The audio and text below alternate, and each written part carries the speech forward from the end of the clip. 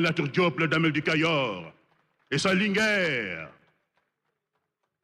la Dior, l'homme aux doigts de métal, qui a dit non à l'envahisseur jusqu'à son dernier souffle dans les champs de bataille. Salut, Jaraf Dakarou Diop, épouse, Laman Ndoye, gardien des traditions. Bienvenue dans la cour royale du Sine. Voici le Boursine Commandofen Famak, le symbole du courage. Voici Salman Faye le roi, à la brouvoir païenne, au courage de granit et épouse. Salut Al-Bourindjaï, Bourba, digne fils de Sénébou, Amadou Yella Diop et Biram Pendengeme, grand chef militaire, bon administrateur. Voici Nyamban Bouch, la reine au visage altier, à la forme majuscule opulente. Elle est en compagnie de son mari, le roi mort Trarza. Salut Ndataya Lambouch, figure emblématique du royaume du Cayor et de la lignée des Tedjek, dernière grande reine du Wallo. Salut Brak Amar Fatim Borso. Salut Lamtoro Bokar Sidifal, Tierno Seleman Bal, l'intrépide chef de guerre qui mit fin à l'esclavage, à la domination des envahisseurs. Kédougou, Ngalam, le prince de Ngalam, la princesse Asia Yatabari. Salut! Salut Bakel, le royaume de Tonka le guerrier et sa dulcinée.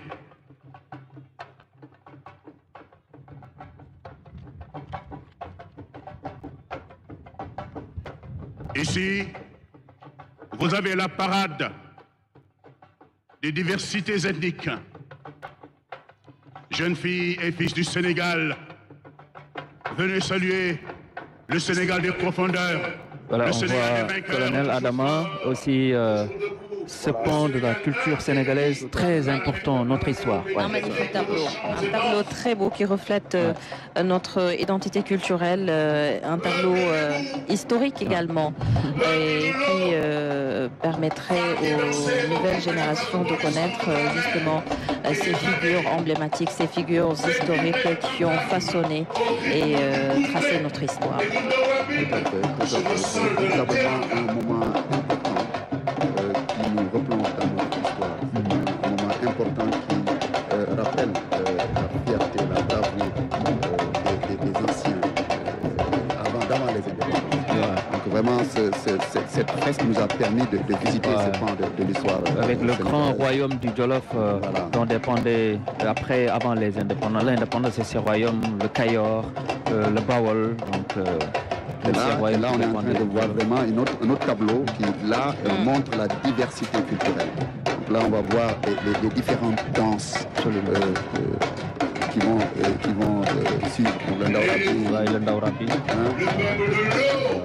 Ça, c'est souvent les Lébou, lorsqu'il y a des cérémonies importantes qu'on effectue, donc ces danses de Ndaourabine très emblématiques. La culture, elle est très belle, surtout la culture sénégalaise sous ses différentes facettes. Avec une riche diversité. Culturelle. On a vu, l'emblématique danse du Ndaourabine. Aux couleurs nationales, avec... Mais c'est bien d'avoir pensé à introduire cette nouveauté, faire défiler justement des hommes et des femmes de culture, le tableau culturel que nous venons justement de visionner et qui constitue la nouveauté de cette célébration. Oui, tout à fait. Vous savez, le 4 avril, c'est un moment de communion. C'est un moment où toutes les forces vives de la nation sont focalisées sur les valeurs. Et je crois que montrer ce que nous avons de plus cher, on ne peut pas choisir mieux. Ce sont nos amis serrères, je crois. Oui, ça c'est les Nguel qui viennent. C'est ça. Hein? Ce sont nos amis. On a vu ça, c'est avec ces instruments traditionnels, comme l'hilaire. Aujourd'hui, on a une mécanisation de l'agriculture sénégalaise.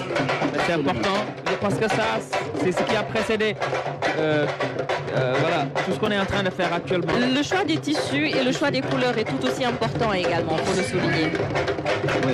Parce que culture bu ci nekk am na luy def spécificité am na luy def nu ñu koy waxee lu koy identifier mu doon ci wàllum tissu bi wàllum accessoire yi ñuy takk wàllum fecc bi ak. sax mbaxana bi mu sol. exactement mooy accessoire yi ak fecc bi ak yu ni mel. donc di jëmal voilà. day jëmal rek maanaam li nga xamante ne mooy suñu cosaan. gis nga ko baykat yi dañuy rendre hommage baykat yi également. instrument traditionnel yi. ileer yi véritablement. cosaan lay wane. lii tamit cosaan lay wane. layu lii moom la ñuy wax layu mu ngi noonu donc am na solo daanaka histoire mooy lépp. histoire mooy sa cëslaay culture mooy lépp. culture mooy lépp culture moom lépp da nga koy dugg ci culture maanaam ni ngay bayee li ngay lekk li nga xam mooy say sonorité sa musique. waaw dégg nga sa làkk et cetera yëpp culture la donc li ñu tableau bi ñu gis ni muy jàll dafay wone diversité culturelle bu Sénégal. maanaam waaw ñun vraiment dëkk bu ndaw lañ ci géographiquement waaye en termes de richesse culturelle ak diversité macha allah mën nañ ko te lii dafa am solo ñu woon ko ndaw ñi parce que actuellement ñuy génn ay fecc yu bees yu bëri ñu ko tuddee ay tur yu kenn xamul. waaw alors que cosaan bi mi ngi fi effectivement xam nga fecc buñ jëloon ndawra bi ñu jël ngel bi xam lu muy tekki daal di koy waaw parce que li nga wax ni ñaari nga wax ni bu ne dafa am lu muy tekki ak circonstance bi ñu koy defee waaw je pense que moo kon na loolu am na solo trop am na solo trop ndax luñ fi war a génn rek dafa war a fekk circonstance bi maanaam dañoo war a woo xale yi woo sénégalais yi ñu reconnecté wu ak seen culture ñu reconnecté wu ak seen cosaan ñu reconnecté wu ak seen valeur moom moo nekk noonu xam nga tableau bi du ko wone ci jour indépendance bi nga xamante ne réew mi xale yi ñëpp a ngi captivé di seetaan loolu la message boobu la ñu sànni mu mel ne commissaire Diouf tamit am na lu mu si bëgg a sànni te dafa mel ne suñu mbokk séeréer yi lii à la suite du colonel li mu wax c'est important parce que comme disait le président Senghor la culture est au début à la fin du développement. Et tey jii par devoir de mémoire et de reconnaissance gis nañ ñi fi jàll ñëpp mu nekkoon ay figure emblématique de l'histoire du Sénégal et puis véritablement comme il a dit la diversité culturelle mu nekk lu am solo ñuy soxla ay repères di soxla véritablement ay figures yi nga xam ne dañuy jël ci ñoom ay modèles tey jii ci jeunesse bi comme ni nga ko waxee ñu toll ci moment yoo xam ne des fois day am ay crise de valeur véritablement mu am ay fecc ay façon de parler bi ci ni ñuy waxee ni ñuy doxee ni ñuy solo ci ñi nga xamante ni reflété wul suñu Sénégal donc tey jii dafay am solo tey lu mel ni fête de l'indépendance ñu génnewaat li ni mel wan ko ndaw yi ñu wan ne véritablement Sénégal am na lii et puis ñi mat nañ ñu modèle ñi nga xam ne buñ ci jaaree ci li nga xam ne bëgg nañ ko muy vers la souveraineté véritablement mën nañ ci yegg. am na solo comme ni ko waxee le président Senghor waxee woon la culture elle est au début et à la fin de tout processus de tout développement donc baax nañu ñu dellu soit si repères yooyu. Tout à fait. La culture c'est ce qu'on a de plus cher même li ñuy wax souveraineté industrie développement loolu yëpp base bi mooy sa fierté nationale base bi mooy nga xam yaay kan sa identité foo jógee dégg nga base boobu moo la mën a permettre yow nga mën a vraiment projeté wu dans l'avenir di am yu mel ni ay industrie défense wala di bëgg a def Sénégal horizon 2050 tant que amuñu valeur yooyu nga xamante ne moom la suñu maam yi doon porté ñu xam suñu bopp xam fu ñu jógee xam suñu identité day jafe ñu projeté wu dans l'avenir. mais sànq dañu gis sax bi nga xam ne mooy les terroirs les royaumes yi doon jàll royaume bu ci nekk am na particularité am na singularité am na ay valeurs yoo xam ne moom lay promouvoir également loolu comme commissaire Diouf sànq wax na ko je pense qu'il faut que ñu dem ressourcer jiwaat que ce soit la jeunesse nga xam ne mooy l'avenir d'un pays li moom mooy lu am solo la parce que daanaka gisatuñ ko si bu gaynde ñu koy gis nag ci yenn banlieue yi ci yenn dëkk yi ci biir réew mi dañ koy def waaye effectivement bëreetul comme mu daan amee si ay temps daal c'est ça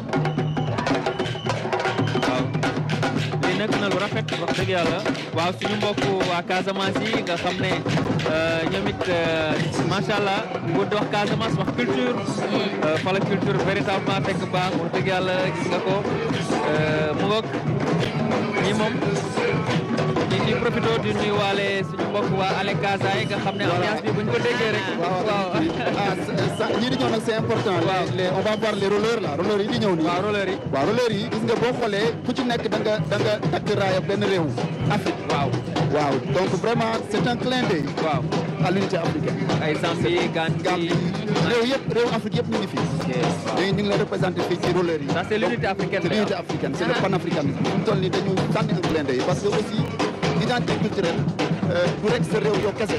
Uganda sax Uganda ak variété Uganda am nañu weex. waaw donc vraiment dafay collé ak suñu invité yi toog invité Nigéria dégg nga après su wane rek ñun vision panafricaniste dafa doon loo xamante ne c'est pas seulement Sénégal